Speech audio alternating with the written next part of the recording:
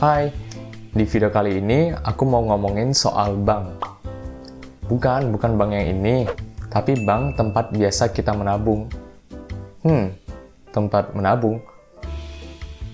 Sebenarnya, banyak orang salah mengerti mengenai bank. Mungkin kebanyakan dari kita akan berpikir bahwa produk utama suatu bank adalah tabungan.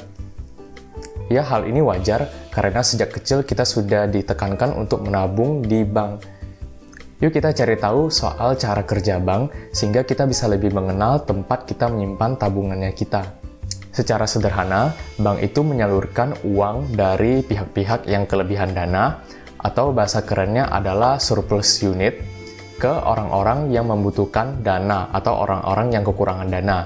Istilah kerennya adalah defisit unit. Jadi, kalau kamu masih bisa menabung di bank, bersyukurlah, karena kamu termasuk orang yang memiliki dana lebih. Nah, kamu pasti tahu kan, kalau yang namanya hutang itu pasti ada bunganya. Coba kamu ingat-ingat, waktu kamu menaruh uang di bank, kamu dapat bunga atau enggak? Dapat kan? Meskipun bunga simpanan yang biasa pada umumnya berkisar 0,2 hingga 1% aja. Loh, kalau kita menabung uang terus kita dapat bunga, berarti bank itu hutang dengan kita dong. Nah, jadi uang yang kita tabung di bank akan dicatat sebagai hutang oleh si bank. Uang yang kita taruh di bank itu akan bank salurkan ke pihak-pihak yang ingin meminjam uang di bank. Misalnya, si abang bakso datang ke sebuah bank. Kemudian dia mau meminjam uang untuk memperluas bisnis baksonya itu. Nah, uang yang dia pinjam dari bank akan dikenakan bunga oleh pihak bank. Katakanlah 5-6%. Loh, bukan yang nggak adil ya?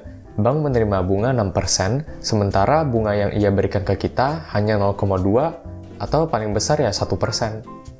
Tapi, kenapa orang masih mau sih simpan uangnya di bank? Jawabannya adalah karena aman dan percaya dengan bank tersebut.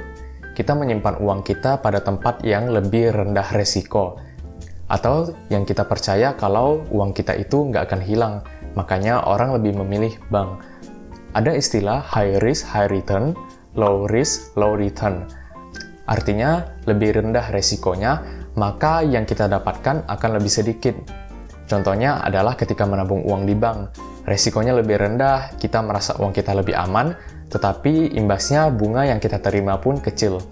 Meskipun memiliki resiko yang lebih rendah, bukan berarti kita tidak perlu lagi untuk mempelajari atau mengenali bagaimana cara kerja suatu bank.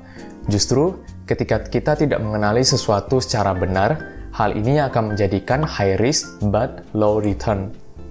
Oleh karena itu, segala hal yang berkaitan dengan kita, bukan hanya soal bank loh ya, harus kita kenali dengan benar, agar kita bisa terhindar dari resiko yang ada. Semoga lewat video ini, kamu bisa lebih memahami bagaimana cara kerja suatu bank. Di video berikutnya, aku akan membahas kenapa jika kita berhutang, maka kita akan dikenakan bunga.